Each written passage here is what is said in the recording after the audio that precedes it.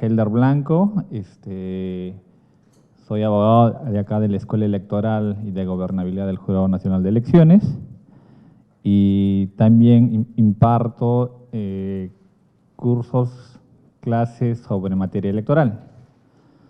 Pero en esta oportunidad no vamos a tratar de hablar el ámbito teórico de repente en la cual ustedes ya han vislumbrado de alguna u otra manera en el curso virtual, sino que vamos a tratar de ser lo más prácticos. Eso con la finalidad de que puedan ustedes tener ciertas pautas que les pueda servir mañana más tarde a futuro, cuando ya sean profesionales, se gradúen en la carrera que están ejerciendo en este momento. Quería antes preguntarles cuántos de acá son abogados y cuántos son o pretenden ser abogados o que están estudiando en Derecho y quiénes son los que están estudiando en Ciencia Política. ¿Pueden levantar la mano los que estudian Derecho en el último año? Los demás son de Ciencia Política, me imagino. ¿Y los de provincia, cuántos son de provincia? 4, 5. Los demás son de Lima. Bien. Como les estaba diciendo, estas charlas que voy a dar en estos cortos minutos que nos queda, es con la finalidad de que tomen ustedes en cuenta, sobre todo para los estudiantes de Derecho, pero también para los de Ciencia Política. ¿Eso por qué les digo? Porque tal vez ustedes a futuro puedan ser personeros, puedan ser candidatos, etcétera. Entonces, estas herramientas les puede ayudar de alguna manera a cómo poder, en primer lugar, entender cómo es el funcionamiento dentro del sistema electoral, específicamente dentro del movimiento de la jurisprudencia, cómo es el trajín, y qué tanto hay veces la teoría, muy veces lo dejan de lado. No digo que no se aplique, sino que muchas veces, hay veces en la operatividad, los abogados sabemos que como dice, valga la redundancia, hay que ser prácticos. Mucha terminología, que es muy bueno, obviamente, pero que en muchos casos es simplemente, podría decir que simplifica una acción, un actuar del profesional cuando se está, digamos, litigando en materia electoral. Pero tampoco esta materia pretendo decirles que esto va a ser un análisis exhaustivo de las resoluciones, nada por el estilo.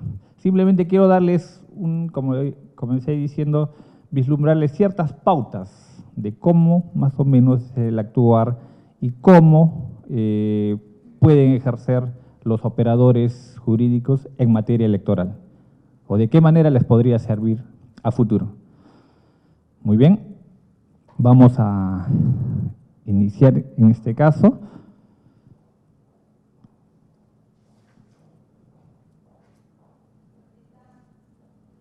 Muy bien, la jurisdicción electoral, como se conoce en la actualidad, abarca varios puntos. Encontramos desde el inicio, generalmente, que es las inscripciones. Dentro de las inscripciones encontramos otro rubro, otra categoría jurídica, que son las tachas, exclusiones, nulidades, cuestionamientos a resolución de actas observadas, apelación de actas observadas, etcétera. Y dentro de esos rubros también existen apelaciones a las inscripciones, apelaciones a las tachas, apelaciones a las exclusiones de candidatos, etcétera. Se ve es un sinnúmero de cuestionamientos que se podrían dar a cada una de estas categorías que existen en la jurisdicción electoral. Eso obviamente dependiendo de cómo ejercen la defensa y la posición, digamos, si fuese un candidato afectado, cómo es que su defensa actuaría en pro o en contra de las resoluciones que van a apelar propiamente, y que les puedan servir de sustento ante el Jurado Nacional de Elecciones. Como ustedes sabrán, hoy han podido entender o leer de las lecturas que se les ha dado virtualmente, dentro del sistema electoral existe, propiamente dentro de la jurisdicción electoral, la primera instancia siempre es el Jurado Electoral Especial. El Jurado Electoral Especial, en primera instancia, va a pronunciarse sobre algún punto, como podríamos denotar dentro de este aspecto, que generalmente siempre son las inscripciones. Es el primer paso en la cual se van a pronunciar, porque siempre hay cuestionamientos a la inscripción por edad, domicilio, etcétera, dependiendo de qué tipo de elección sea, porque las normas sobre materia electoral de inscripción varían de acuerdo a la forma de elección. Puede ser la congresal, que solicitan requisitos distintos a los candidatos municipales, que también es distintos a los candidatos de elección de gobiernos regionales, y la misma inscripción general, en este caso las presidenciales. Entonces, esos requisitos en esos 4 rubros son distintos. Entonces, ahí surgen muchas veces inconvenientes, problemas de interpretación en la cual los operadores jurídicos cuestionan, otros se quedan conformes, pero ahí está el debate. El debate está cuando comienzan a cuestionar este tipo de actos de resolución por parte del Jurado Electoral Especial. Entonces, ese cuestionamiento que se viene llega posteriormente al Jurado Nacional de Elecciones, como ente en última instancia en materia electoral dentro del Estado peruano, que tiene que resolver este tipo de conflictos.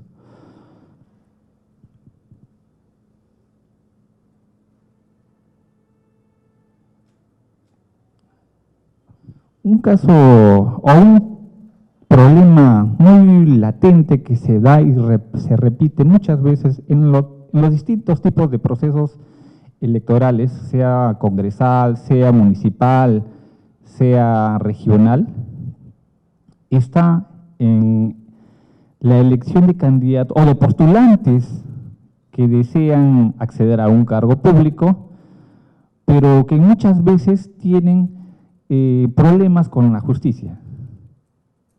Específicamente aquellos en la cual personas que han sido condenadas o que están siguiendo un proceso judicial y que posteriormente son condenadas penalmente. Entonces, en este rubro sale un problema, como les dije inicialmente, que se repite constantemente. Pero antes de ver cuál es ese problema, que se da a diario o en la práctica de las elecciones, es saber o tener en cuenta primero que todo ciudadano del Estado peruano, siempre y cuando cumpla las condiciones y los requisitos que exige de acuerdo a cada ley que lo permite, tiene derecho a elegir y a ser elegido, como bien lo sabemos. El artículo 30 de la Constitución sostiene que la ciudadanía, en este caso, se ejerce a partir de los 18 años. Entonces, esa aptitud que tienen las personas hace que ya a futuro puedan postular. Eso podemos decir en términos generales, pero en términos más estrictos también tienen que estar sujetos a ciertos requisitos, no solamente de manera genérica, como señala la Constitución, sino también a requisitos que las leyes sobre materia electoral, en este caso dependiendo si fuese elección congresal, dependiendo si fuese elección regional o municipal, exige ciertas condiciones, que si cumplido esas ciertas condiciones, pueden habilitarlo para que pueda postular. Pero sin embargo, generalmente estos requisitos son muy básicos. Primero, que sea mayor de edad, 18 años.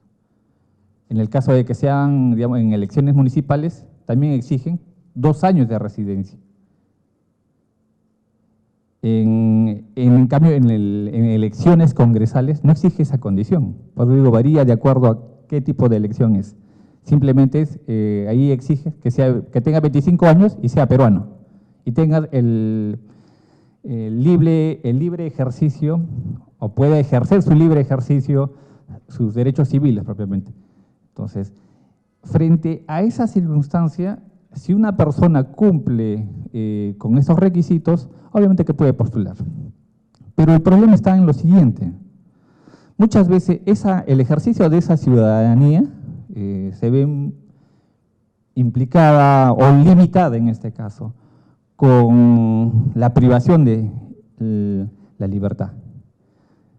Ustedes sabrán que cuando tienen procesos judiciales, aquellos aspirantes a ser autoridades en cualquier tipo de proceso electoral, si están imbuidos en un tipo de este tipo de procesos penales, pueden ser porque dependiendo si la sentencia es firme o no es firme, pueden aún ser candidatos y permanecer en la candidatura, incluso ser elegidos. Pero sin embargo, ¿qué pasaría si durante el proceso de elección, una persona que puede ser candidato y que posteriormente en ese interín es declarado culpable y es condenado en un proceso penal? Entonces, ¿qué es lo que ocurre ahí? Muy bien. En primer lugar, se suspende el ejercicio de su ciudadanía al enterarse de eso. Entonces, ¿cuál es el problema que surge ahí, que se da mucho en la jurisprudencia? A eso es donde yo quiero llegar exactamente. Uno de los grandes dilemas que se da en la práctica jurisdiccional electoral se da en la siguiente matriz. Miren. Esto surge obviamente de algún tipo de cuestionamiento, digamos, frente a una inscripción, una tacha generalmente. El señor no había declarado, había declarado que tiene un proceso judicial, X, un proceso judicial penal, digamos, por hurto, o un proceso judicial por peculado, o un proceso judicial penal por lesiones, etc. La legislación, ¿qué es lo que prevé? Muy bien. En términos genéricos, en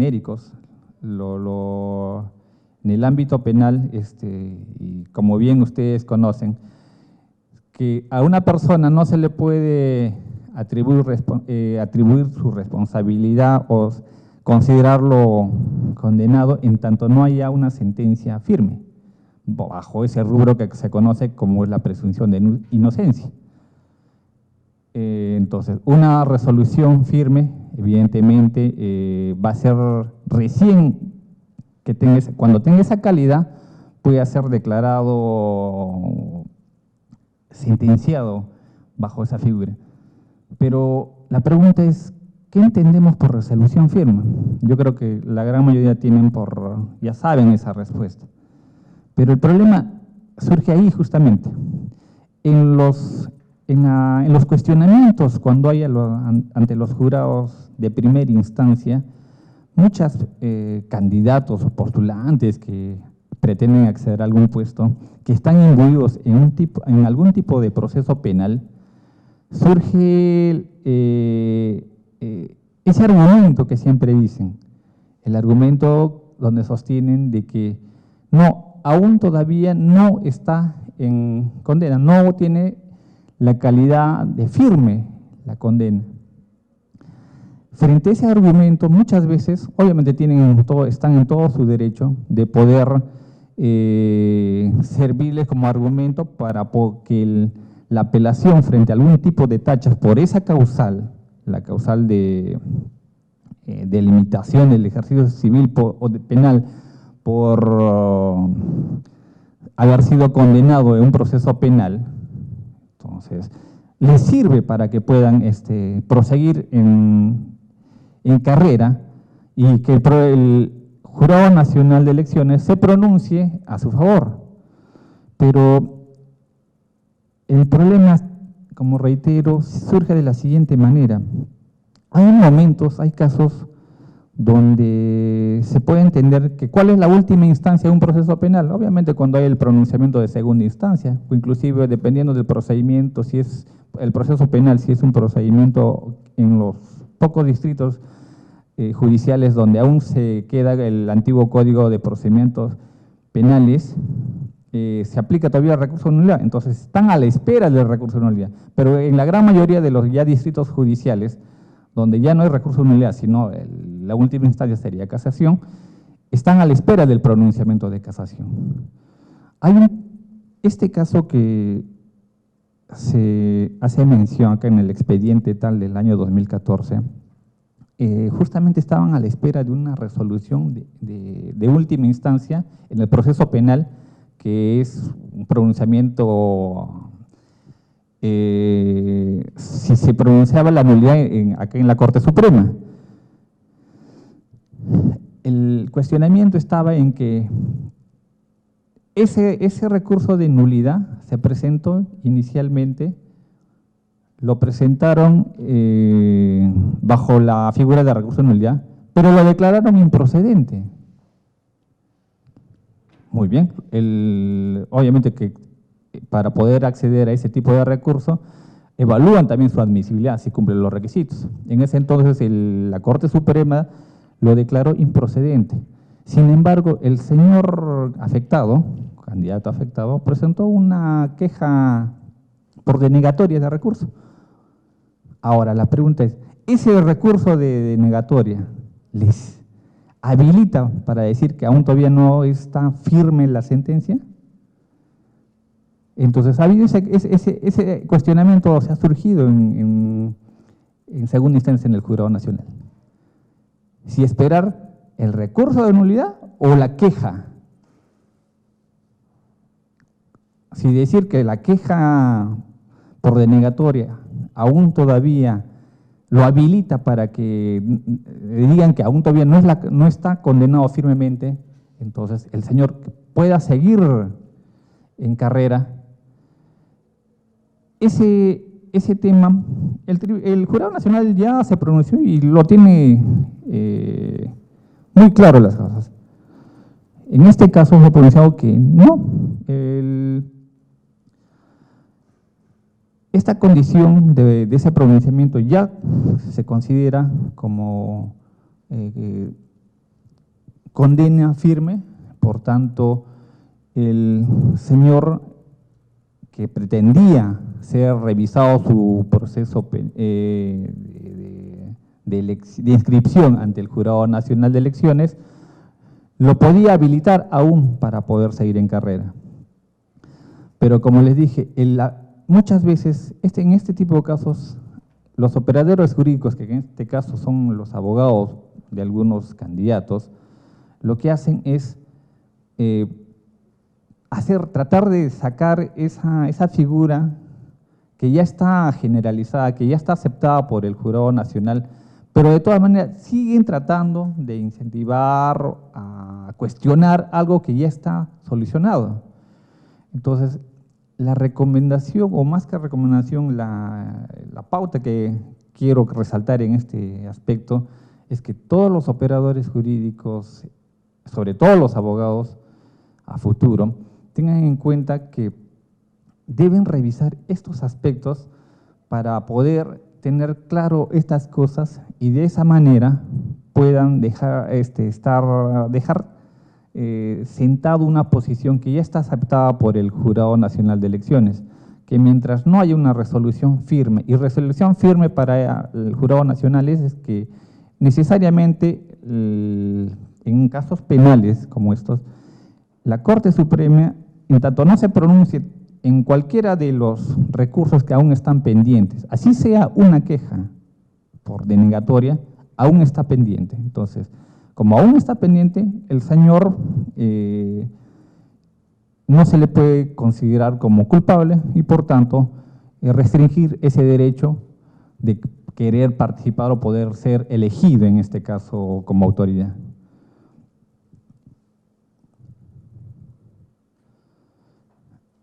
Es así, tanto es así que el mismo Tribunal Constitucional, en un caso bien conocido, el señor Arturo Castillo Chirinos, en el expediente 2730 del 2016, Arturo Chirinos, o Castillo Chirinos, fue alcalde, si no me equivoco, de Chiclayo.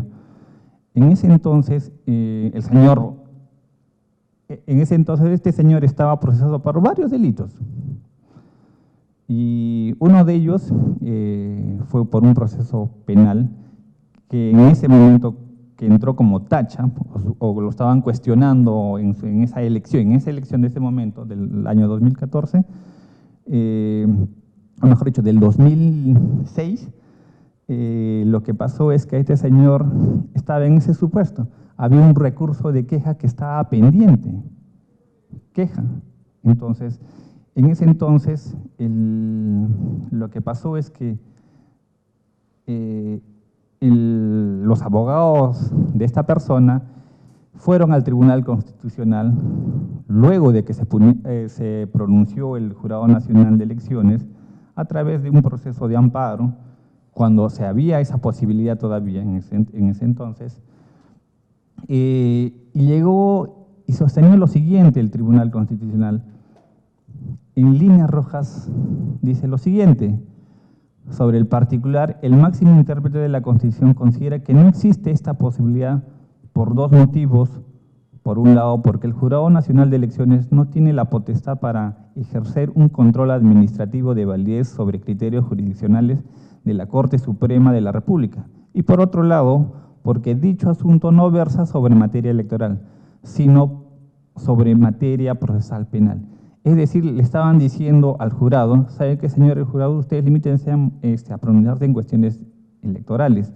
Ustedes no podrían suponer o presuponer que un proceso penal, aún esté con un recurso de queja, sea en última instancia, aún todavía que no esté resuelta, y ustedes, como les vuelvo a repetir, presuman de que esto ya les inhabilita o lo inhabilitarían en este entonces a este señor Castillo para que ya no pueda postular.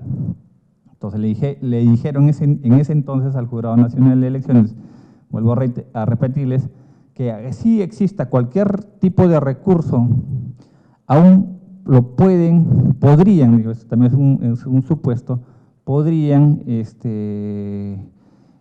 no habilitarlo, o en todo caso no condenarlo al supuesto candidato en ese entonces. Continúa la tingencia del Tribunal Constitucional cuando señala: por esta razón, a este pleno no le corresponde determinar si es correcto o no la admisión del recurso de casación, y de manera posterior la admisión del recurso de queja, siendo ello es competencia de la Corte Suprema, el ente jurisdiccional encargado de establecer si los recursos antes mencionados son procedentes o no. Entonces, quedó sentada en este caso es la posición del Tribunal Constitucional. Como consecuencia de esta decisión, posteriormente, el Jurado Nacional de Elecciones consideró, en el caso que estamos tomando como ejemplo, que ese candidato, un candidato que se quitan los nombres, pero eso era un candidato de Chiclayo que estaba pretendiendo a ser alcalde de esa municipalidad, se le dijo que podía aún postular, porque aún todavía no había pronunciamiento final de la Corte Suprema sobre un recurso de queja que había presentado el señor aspirante a ser autoridad. Un caso parecido, similar, que fue tal vez muy latente o tal vez conocido por ustedes por la calidad de mediático que fue el año pasado, sobre las elecciones en el gobierno regional de Puno. Ustedes de repente han escuchado del señor Walter Adubiri. Ya, ese señor también tiene un proceso penal, aunque aún tengo entendido sigue vigente. Pero ¿qué es lo que pasó en el caso del señor Walter Adubiri? Igual, En primera instancia lo habilitaron, normal puede usted postular, pero siempre hay sus rivales contrincantes políticos. Alguien presentó por ahí una tacha. El señor ya tiene, la tacha era su argumento, el señor ya tiene 2 sentencias, de primera y de segunda instancia. Uno por el juzgado penal respectivo y confirmado por la segunda sala de allá de apelaciones allá en Puno. O sea, está condenado. Entonces, bajo ese argumento, el señor deberían tacharlo y excluirlo de la inscripción de ese proceso del año pasado.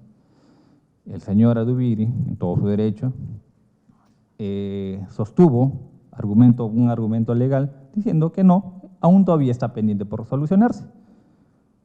¿Y cuál era su argumento? No, bueno, al margen de las razones que, bueno, sino que decía que está en un proceso de casación, que la Corte Suprema se tiene que pronunciar al respecto. Entonces, justo había en ese interín, en la cual el Jurado Nacional, ante la improcedencia en primera instancia de esa tacha, el contrincante apeló, cuestionando la resolución del jurado especial, diciendo, no, sí, en segunda instancia es suficiente como para poderlo excluirlo de la inscripción de la candidatura de ese entonces. Entonces, el Jurado Nacional, ya en apelación, en el proceso de inscripción de su candidatura de ese candidato, esperó hasta el último momento a ver al pronunciamiento de la Corte Suprema. Esperó, obviamente, las últimas fechas y se denotó que simplemente estaban esperando si lo iban a condenar, ratificar o no. Lo que pasó en el caso del señor Adubiri es que la Corte Suprema en ese proceso de casación declararon nulo el proceso penal que tenía. Entonces dijeron, devuélvase al juzgado preliminar y vuelva a hacer nuevo juicio. El Jurado Nacional entonces tuvo que simplemente habilitarlo. Muy bien, sí, sé que hay una apelación en una tacha que está en contra del señor Adubiri. Sin embargo, con esta declaración de nulidad de ese proceso, no lo perjudica en nada. Entonces, lo habilitan formalmente para que pueda aún seguir en carrera. Y luego tengo entendido que ha sido elegido allí en el gobierno regional de Puno. Entonces, no sé si se dan cuenta, estas figuras de saber cuándo un proceso está bien, cuándo se debe tener la condición de calidad de resolución firme, es importante para poder tenerlo claro las cosas. Esto para el Jurado Nacional, como les dije, ya está claro. El problema está en que son los operadores jurídicos muchas veces, generalmente los abogados, debo entender, no creo que sea por desconocimiento, sino que es una cuestión de mala praxis, debe ser. Entonces, hacen que presenten recursos sabiendo que probablemente, o más que seguro, el jurado les va a decir, no, en tanto no tenga esa condición. Entonces, ¿por qué les digo eso?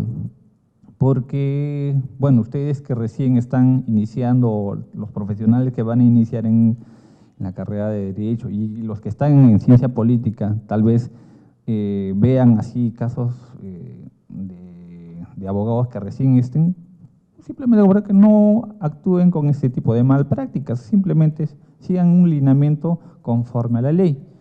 Y así podría decir que no sorprendan a su patrocinado.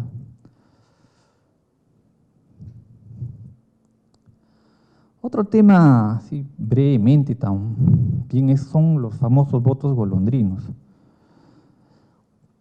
Ustedes habrán escuchado muchas veces los reportajes luego de unas elecciones en cualquier lugar del Perú, donde mucha gente se queja al decir, y este señor, generalmente estas cosas salen o se escuchan de distritos alejados. Y este señor de tal centro poblado, de tal distrito que tiene, por ejemplo, 1.500 habitantes, luego aparecieron un poco más, 1.200 o menos, o 2.000. ¿De dónde? Hay gente que cuestiona eso, ¿no? Pues si no lo decimos, nunca lo he visto, nunca los hemos visto. ¿Qué ha pasado ahí? ¿Por qué? Y todo lo que podemos presumir en primer momento, en primera instancia, es que acá ha habido un acto fraudulento. Esa es la primera impresión que podríamos pensar que sucede y que por eso este acto de elección en ese distrito es irregular. Pero como les dije, ¿qué debemos entender por votos golondrinos? Como dicen, son personas que no viven en el lugar, pero hacen un cambio de domicilio con la finalidad de favorecer a un determinado candidato. ¿En la práctica eso ocurre? Sí, se nota que se ocurre. Como les vuelvo a reiterar, en pequeños distritos, donde es un poco fácil manejar eso de la cantidad de personas que viven en cierto domicilio. Pero ahora, ¿cuál es la figura? ¿Por qué esto de los votos golondrinos lo pongo en caso práctico? Desde el punto de vista de los operadores jurídicos, específicamente los abogados, muchas veces este acto lo cuestionan también a través de una impugnación de una resolución. Generalmente piden la nulidad del proceso electoral. ¿Por qué no? Porque han aparecido más personas de las cuales no han sido acreditadas inicialmente. O porque ciertas personas nunca se les ha visto, según lo que han cotejado con su padrón, su padrón electoral entre ellos. No, estos señores nunca han vivido acá, entonces, acá nos conocemos entre todos, ¿y por qué? ¿De dónde han aparecido? El problema está en lo siguiente. Este cuestionamiento que es legítimo, que puede ser legítimo, muchas veces se cuestiona en una etapa en la cual no debería ser.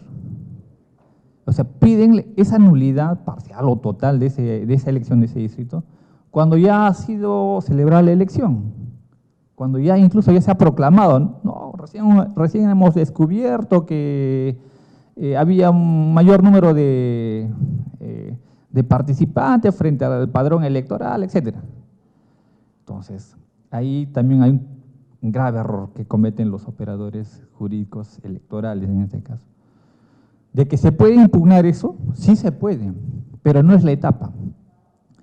Ustedes han escuchado y han visto lo que tal vez en las lecturas del curso virtual, hay una lectura donde dice el ciclo electoral.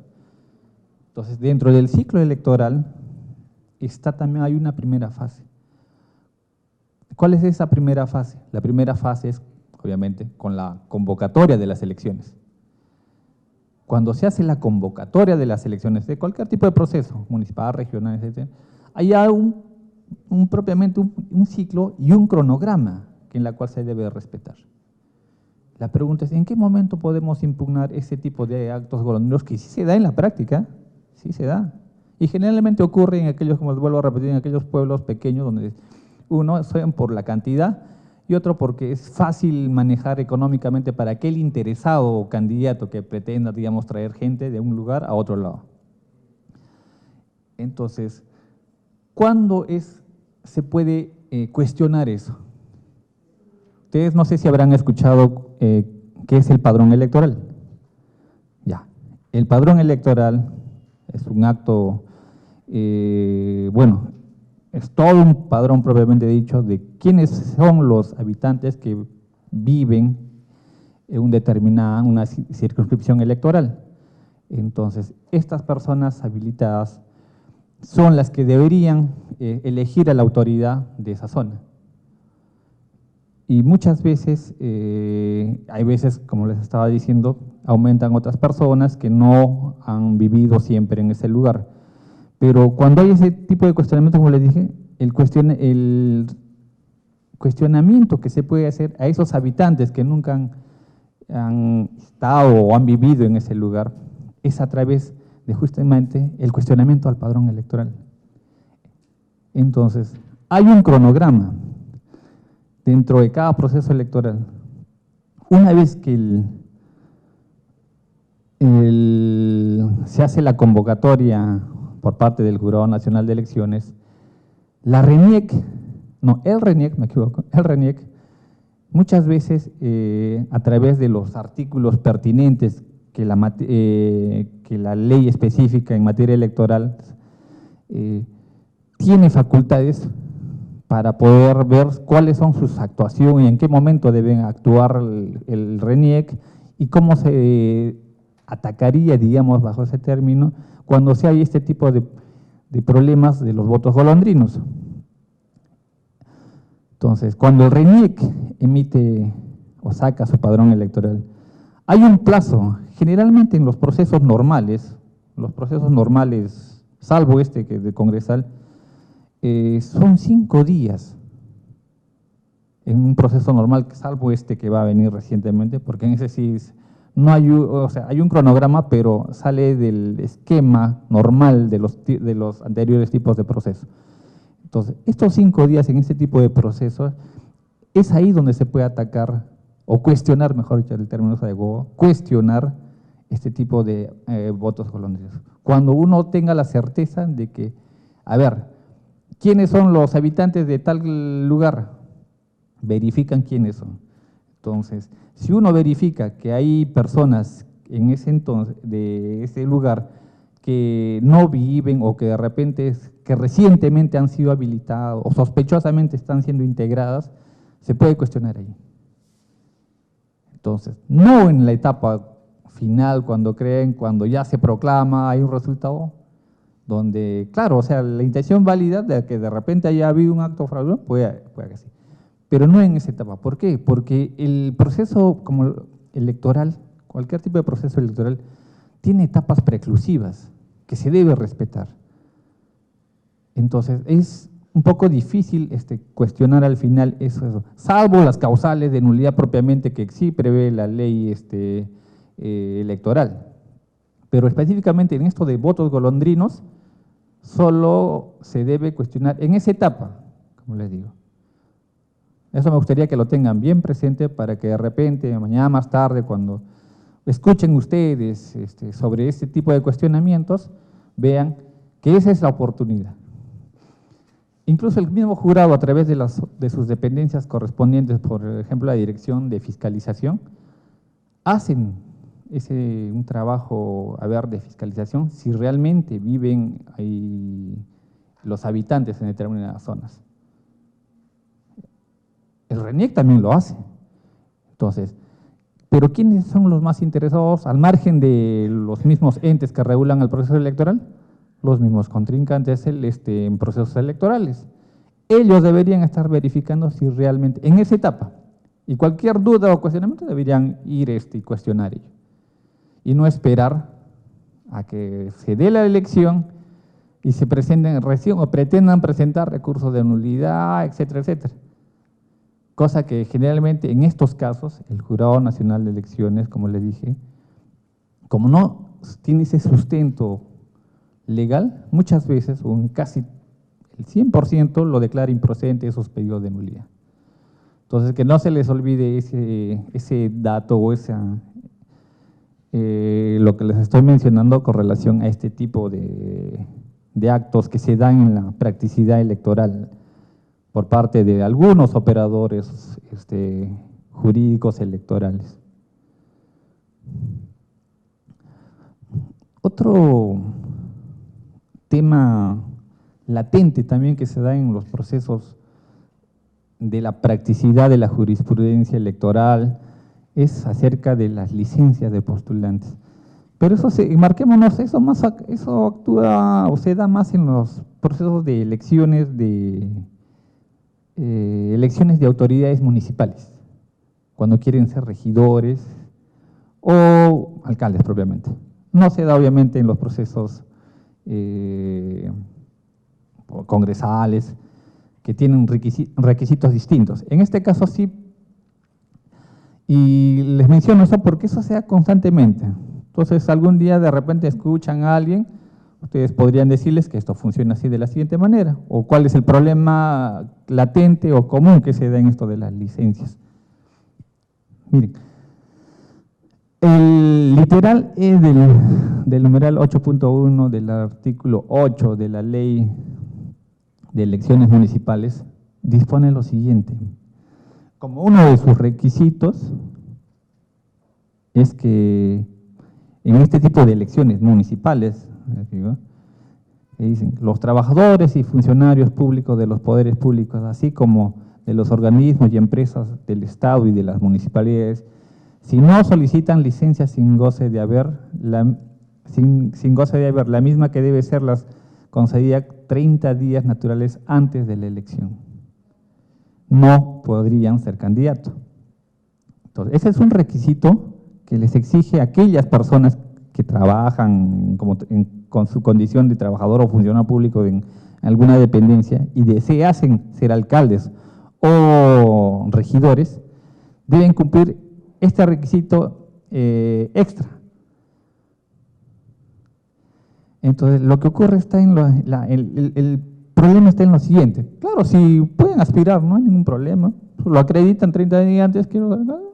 El problema no surge ahí. El problema surge de la siguiente manera, o en el siguiente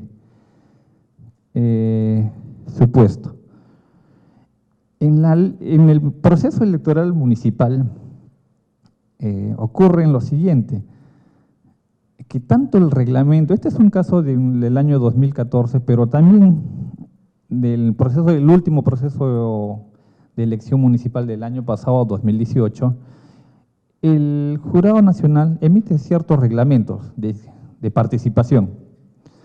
Y en esos reglamentos hay un pequeño acápite donde dice: los candidatos que ejerzan función docente en el sector público no están obligados a solicitar licencia, a que se refiere el artículo 8.1.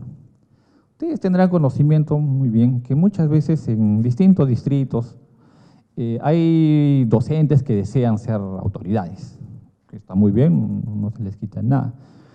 Es su buena intención de querer representar a su comunidad o a su distrito, provincia, etc. El problema está en que hay veces este término muchas veces lo han llevado en la practicidad los operadores, que son los abogados, a una mala praxis. Y y hacerles entender en sus apelaciones, en sus argumentos de cuestionamiento a una inscripción que ha sido rechazada, diciendo de que esto está, no digo mal redactado, pero sí es llevado a una interpretación inadecuada por parte de ese tipo de operadores jurídicos. ¿Qué es lo que pasa en el problema?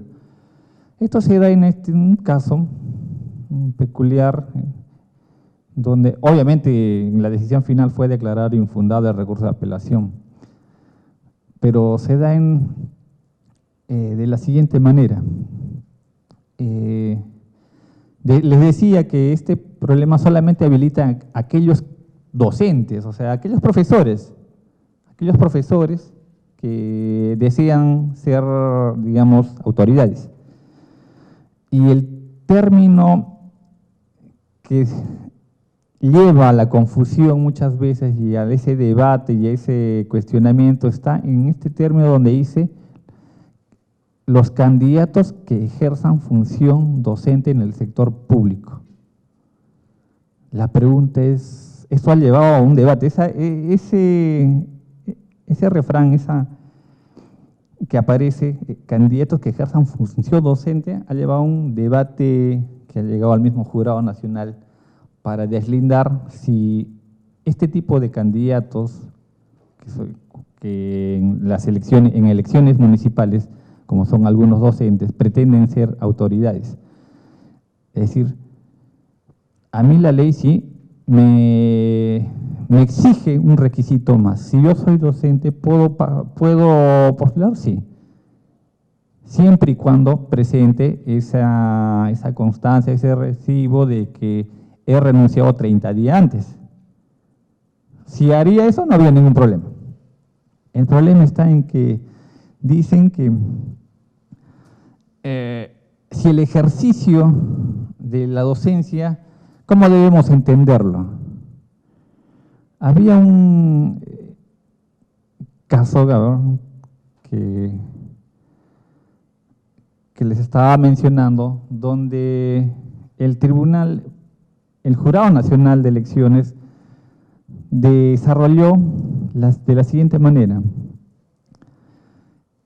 Bueno, refiriéndome exactamente en uno de sus acápites de su resolución, decía lo siguiente: sobre el alcance de la función docente, nos remitimos a lo expresado por esta oficina en el informe legal número tal, en el sentido de que lo señalado en la ley del profesorado, la ley tal, y ley universitaria tal de docencia, abarca a los profesores y a los centros de educación básica y a centros catedráticos universitarios, dentro del contexto de los requisitos y exigencias de cada marco legal establece para la formación de alumnos en la educación básica regular, así como para la obtención de grados académicos.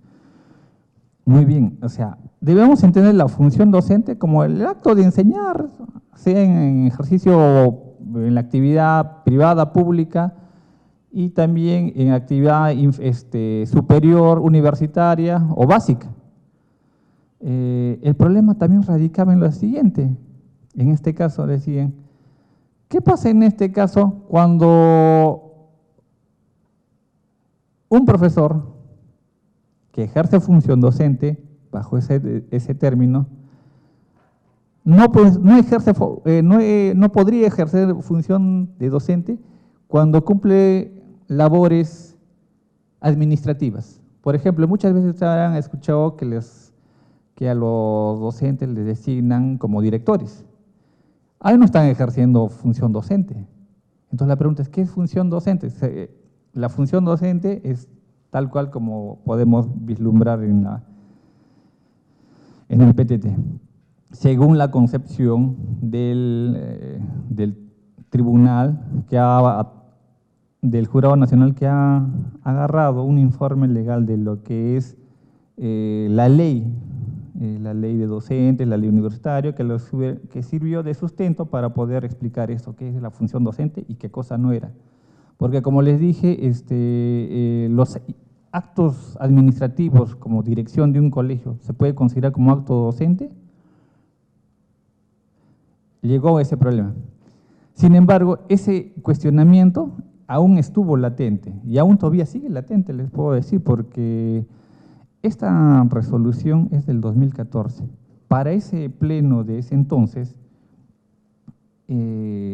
para la mayoría, ellos dispusieron de que la función docente es netamente la actividad académica, de enseñar, sea en la educación básica, superior o intermedia. Pero la actividad administrativa que hace un docente es distinto. Entonces, si este señor tiene esa condición, no podría postular, a menos que se someta o a inscribirse dentro del plazo determinado antes de los 30 días. Quería hacerles mención de este tipo de casos. Sé que estos casos son para estudiarlos y analizarlos detalladamente, pero como les digo, quería hacerles mención de que estos casos se dan constantemente en el Jurado Nacional de Elecciones. Y sería muy bueno que por parte de ustedes, que son los interesados en aprender un poco más en lo que es en materia electoral, democracia y gobernabilidad, puedan tener ese interés de poder entender mejor este tema.